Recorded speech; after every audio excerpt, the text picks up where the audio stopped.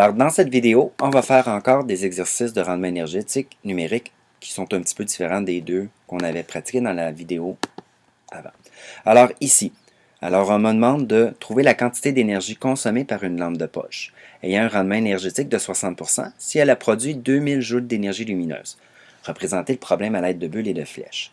Donc, notre problème. On a l'énergie consommée qui se sépare en deux, énergie utile, et les pertes qui est l'énergie dissipée. Notre énergie consommée, donc notre lampe de poche, a besoin de fonctionner avec l'énergie électrique. On pourrait dire que c'est une chimique puisqu'on parle d'une pile, mais je pense qu'on pourrait accepter les deux. Votre énergie consommée va être transformée en énergie utile. L'énergie utile, dans notre cas, c'est la lumière, c'est donc une énergie lumineuse. Et notre perte qui n'est pas demandée, c'est probablement surtout en chaleur qu'on va avoir une perte.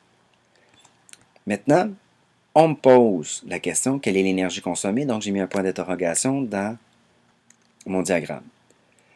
Le 200 000 joules d'énergie lumineuse, c'est l'énergie qui m'était utile. Et mon rendement énergétique va me servir dans mon calcul, il est de 60%. Donc, j'ai toujours mon diagramme de base. Le rendement énergétique, c'est toujours l'énergie utile sur consommée. Mon utile vaut 200 000. Ma consommée, c'est ce que je cherche. Et c'est égal à 60%. 60 divisé par 100 donne 0,6. Maintenant, on se rappelle, c'est comme des fractions équivalentes. Je fais le produit des extrêmes, 200 000 fois 1 en réalité. Je n'ai pas mis le 1, ce n'est pas nécessaire. C'est égal à l'énergie consommée fois 0,6. Maintenant, pour isoler mon énergie consommée, je vais diviser par 0,6 de chaque côté. Mon 0,6 ici va pouvoir se simplifier. Donc, je vais faire 200 000 joules divisé par 0,6, ce qui me donne 333 333 joules. Et on se rappellera que l'énergie consommée est toujours supérieure à l'énergie utile. C'est pour ça que notre rendement énergétique est toujours en bas de 100. Pour le prochain exemple, je vais laisser la vidéo rouler pendant 5 secondes. Vous pourrez faire pause, la faire dans votre cahier et on vérifiera si vous avez fait une bonne démarche. Alors, l'exemple 4. Quelle est la quantité d'énergie thermique produite par un chauffe-eau électrique s'il a un rendement de 85% et s'il a consommé 1200 kWh d'énergie électrique? Représentez le problème à l'aide de bulles et de flèches.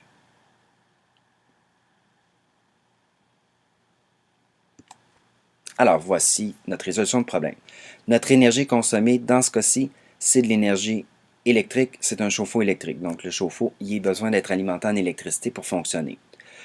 1200 kWh, c'est donc mon énergie consommée. C'est précisé que c'est une énergie électrique. Un chauffe-eau, comme le mot le dit, chauffer, c'est donc de l'énergie thermique qui est utile. Et c'est ce que je veux trouver, point d'interrogation. Donc, mon rendement énergétique, c'est l'énergie utile sur l'énergie consommée. Mon énergie utile, c'est ce que je cherche. Mon énergie consommée est connue, 1200 kWh, et c'est égal à 85%. 85 divisé par 100 donne 0,85.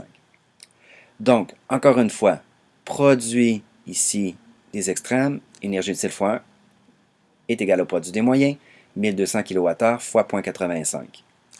Et j'ai juste simplement à multiplier mes deux valeurs, ce qui me donne 1020 kWh. Alors, voici l'énergie qui était, j'ai marqué énergie consommée et j'ai une petite erreur. Alors, corrigeons-la, c'est l'énergie utile. Alors, j'ai fini mon problème. Je pourrais calculer les pertes, mais ce n'était pas demandé. Et souvent, les pertes d'un chauffe-eau, c'est des pertes, puisqu'on n'a pas un isolant parfait, c'est des pertes de chaleur également. Alors, voici pour un deuxième exemple de rendement énergétique.